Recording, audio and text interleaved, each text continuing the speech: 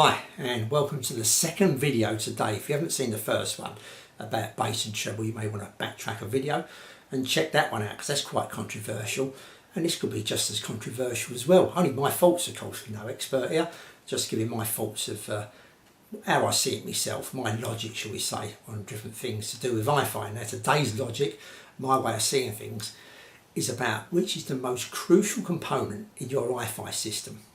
Which is the most crucial, which you should maybe spend the most money on. You get it all the time, you read magazines, you get tips and all that. Which is the most you should spend your money on, and maybe which is the next to upgrade, all that kind of stuff. So I'm going to try and just cover what I think is the most important, and let's go across it. Let's just give me my thoughts on this anyway. So we're going to keep it as simple as possible. We're going to have no interconnectors. Nothing like that. Don't forget, this is a budget channel. I'm not here trying to sell you £1,000 lead and all that kind of stuff until you go and buy one. I don't review them. I think I review leads for about £5. That'd be about it. But just to give you an idea, this is all cheap stuff. But it still makes a difference, even this bottom-in stuff, that you still got to have good components along that chain, because if any one of them's no good, it's going to affect the outcome. And this is how I see it. This is my logic to it. Most people probably don't want to agree, but anyway, I just thought I'd give my thought. I've got nothing to lose now. I'm putting the last few videos together, and that's it, kind of thing. I'm going to be just putting some other bits and pieces on there. But anyway, my thoughts is we're going to keep it, like I say, simple. This could be a record player, but for today it's a CD player, which it actually is. And this is our source. This is our source. So we're going to forget the interconnectors. But I'm just going to touch on very slightly, but interconnectors are forgotten about. That's our source. This is our amplifier, either one of the two, or receiver, amplifier, receiver, and this is our pair of speakers. Now, which is the best? Which you should be the most? Which is the one that should be the best? I've been reading up about it on the internet, here and there and everywhere. I was watching a load of videos, which I do in my spare time. I do go over to other channels. People come here and leave comments on that. Stereo Niche, Jim, his Regal Turntable, tons of them, audio.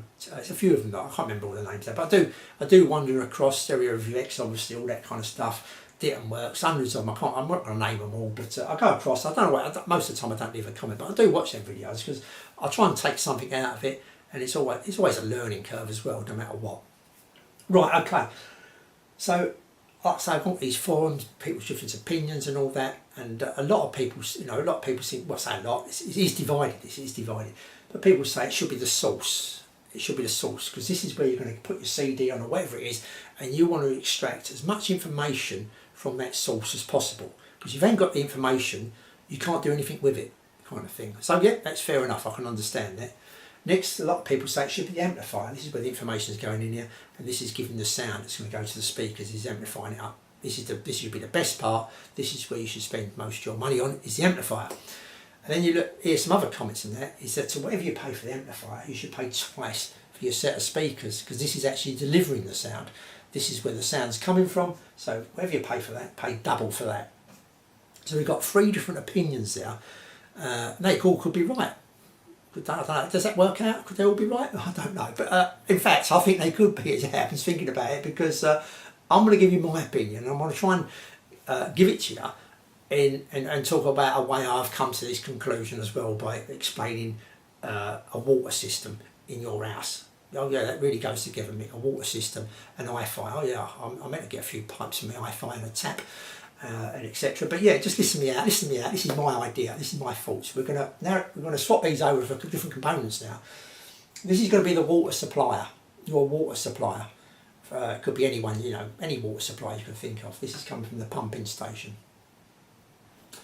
This here is. Now, what is it now? I'll just get this right, because I did think it over and I've lost track. This is the water supply. This is the tank that the water comes into your house. This is the tank in the loft. I know some people get it straight into the tap, but we're going to have to miss that bit out, as my theory is not going to work. This here is going to go into the tank in your loft. So it's going from the water supply to the tank in your loft. Through the pipes, and then pipes will be the interconnectors. But we're not really going to talk about them, but I just want to mention them pipes, theoretically, are the interconnectors. And from your tank, this here, the speaker, it's going to be your tap, your hot water tap, your cold water tap. We're going to call it the cold water, saves any heating up process. This is the cold water tap in your house. So now, this is the supplier. So whatever if I put a CD on here, we'll take it that CD, we're going to get 100%. Your supplier is going to get 100% out of that CD. So this is going to give 100% out, this is going to give 100% out, and that tap's going to give 100% out. So if we turn the tap on, the flowing water is going to come gushing out 100%, because all these are all working properly, all good items. How we're going to work this out. How am I going to do this? Right, this is how I'm going to do it. Now, for instance, this is our source, and this is the water supply. If this only gives us 70% of the water available, it's only giving us 70%. So now this is only giving 70% off the CD. This can only give 70% out. So my tank in the loft, even if it's giving 70%, it can only give 70% out, because it's only receiving 70% in. So that's all that can give out. No matter how good it is, this amplifier or tank, it can't make up something that isn't there. So it can only give 70% out. And my tap, when I turn it on, can only give 70% out. It can't give 100% of the water that was available, because it's only supplying 70% of it, so it can't possibly give 100% of it, even though it's coming through this, all the connectors in between and everything. Turn my tap on, I'm only going to get so much of a gush out, 70% of a gush. So this is crucial to give out the right amount, otherwise it's not going to work. I'm still only getting 70%. So we're going to do it a little bit different. This is giving out 100%, but my tank in the loft's got a little bit of a blockage in it, and it's only giving out 70%. So when I turn this tap on, that's only going to give out 70%. So don't forget, this tap is your speaker.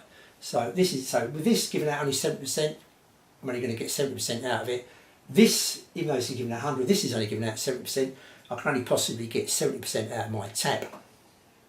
So we're going to go with the other one. This is working properly. CD, or the water company, is giving out 100% water. This is giving out 100% water. It's amplifying it, 100% water's coming through the amplifier. But my tap's a bit faulty, and I can only turn it so far, and it's only giving out 70%. So even though this is working lovely, it's brilliant, this is brilliant, 100%, 100%, getting a great sound, my speaker or my tap can only produce 70%, because that's how good it is. It's kind of not quite good enough to give out the full flow. So that puts my theory that every single one of these is the important part. In my theory, my idea, if any one of them was no good, I'm not going to get that sound, even though this may be giving out 100% brilliant, taking every bit of information off the track. But if that amplifier isn't retrieving it and actually amplifying it up properly, not separating it, doing everything it's supposed to do and amplifying it all nice, correctly, you know, it's putting a bit of top end and it's not picking that bit of top end detail. Sorry, it's giving out a bit too much top end, or that top end detail ain't quite coming through. It's getting lost in there, kind of thing. Then my speaker's not going to deliver it, even though this is, you know, really unbelievably good player. My speaker, even though that's an unbelievably good speaker, my amplifier's mucking it all up, and it's not giving out that 100% sound. And any one of these doing exactly the same, any one of these failing to give out the 100% that was going into it, is going to make my experience not as good. So I'd say that people, you know, we've got 3 different things on them forums, and wherever you go, look, it should be the amplifier, it should be the speakers, it should be the source. I think it's got to be all of them. If any one lets you down, then you're losing out. So I know, like, you could someone say, you know, which is the best rescue to find out and all that kind of stuff. But I'm just saying, you know, this is really to say this video is my thoughts on what people say, that you should spend your most on the speakers, you should spend most on your amplifier, or you should spend most on your source. I think you should just obviously all different prices, these things, but you shouldn't go in one direction for one thing. You should keep them all a level playing kind of field, and every single item is crucial. Every single item is crucial, not just one that should be the best amp. It's no good having the best amp there ever is if you haven't got speakers to pair it up with it to actually give out the sound. You're kind of wasted there. You wasted your extra money you paid on that, because it's not going to benefit anything. Not unless you're going to upgrade your speakers at a later date. But if you're going out to buy a unit, 3 units straight away, you should go for the and obviously you should go for the best you can possibly get. That's obvious, Mick, but you shouldn't emphasise one over the other. You should keep them all at an even playing field. That's mainly my theory, just to kind of, like I say, maybe contradict other people that are saying you should go for the best source, the best amplifier, or spend twice as much money on the speakers, get the best speakers as possible. I think it's pretty much a level playing field, that they should all be as good as each other. Otherwise, it's not going to work. So that's it. That's my thoughts on which unit should you go and get, spend the most on, or spend the most time sorting out, kind of thing, or sourcing, or whatever. There you go. Put the cat amongst the pigeons there a little bit, maybe. And obviously I think I'm going to get a load of thoughts from my few viewers down below, hopefully. And I've got maybe a couple of more things coming HiFi wise, and that is probably going to be about it. I've probably got 2 or 3 more bits and pieces I've got to do. on the HiFi, and they're going to come up probably in a couple of weeks now, because I've got quite a busy week next week with the missus and that. I've got quite a busy week next week, so I'm not going to be about. And if you leave a comment today, I'm probably going to pick it up. But any comments from Monday onwards, I'm going to be really busy. I'm not going to get much time to turn my PC on, to be honest with you. I've got quite a lot to do for the whole week.